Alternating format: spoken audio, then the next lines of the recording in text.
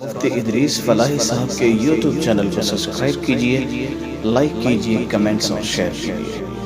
السلام علیکم ورحمۃ اللہ وبرکاتہ۔ مکرم ناظرین گرامی، آج کا ہمارا جو ٹاپک ہے وہ آپ نے تھمبنیل سے ہی اس کا اندازہ لگا لیا ہوگا، انتہائی اہم ہے۔ ہمارے بہت سارے ساتھی اس بارے میں کنفیوژن کا شکار رہتے ہیں اور ہم سے مسئلہ پوچھتے ہیں، تو آج مناسب سمجھتے ہیں ہم کہ کچھ آپ کے سامنے اس کے بارے میں وضاحت کر دیں۔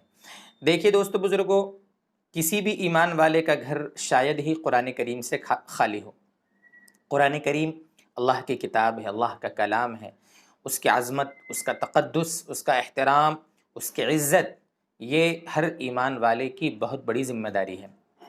اب ہوتا کیا ہے، جس کمرے میں میاں بیوی رہتے ہیں، وہاں سوتے ہیں، تو کیا اس کمرے میں قرآن کریم اگر رکھا ہوا ہو تو کیا اس میں شرعی اعتبار سے کوئی حرج ہے؟ دیکھیے اس کی دو صورتیں ہیں۔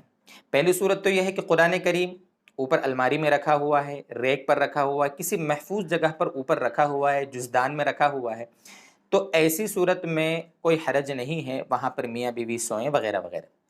لیکن کبھی ایسا ہوتا ہے کہ میاں بیوی سو رہے ہیں یا میاں بیوی بیٹھے ہیں، تو بیٹھنے میں پیچھے قرآن کریم کو پشت ہو رہی ہو، اگر یا وہ ہمارے برابر میں ہے، ہمارے پیر اس طرف جا سکتے ہوں، یا نیچے کی طرف رکھا ہوا ہو، تو ایسی صورت میں یہ ایک طریقے سے قرآن کریم کی بے حرمتی ہے۔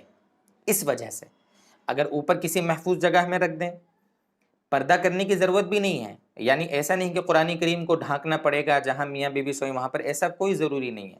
یہ ایک طریقے سے شریعت میں ہماری طرف سے ایک زیادتی ہوگی، تکلف ہوگا، کوئی حرج نہیں ہے۔ اگر اوپر کسی جگہ رکھا ہوا ہے اور وہاں میاں بیوی اس کمرے میں سوئیں تو کوئی حرج نہیں۔ ہاں، نیچے نہ رکھیں، برابر میں نہ رکھیں، ایسی جگہ نہ رکھیں کہ جانے انجانے میں ہم سے اس کی بے احترامی ہو جاوے۔ بس یہ چھوٹا سا ایک مسئلہ تھا جس کی وضاحت کرنا آپ کے سامنے ضروری تھا۔ اللہ ہم کو سمجھائے، عمل کی توفیق دے۔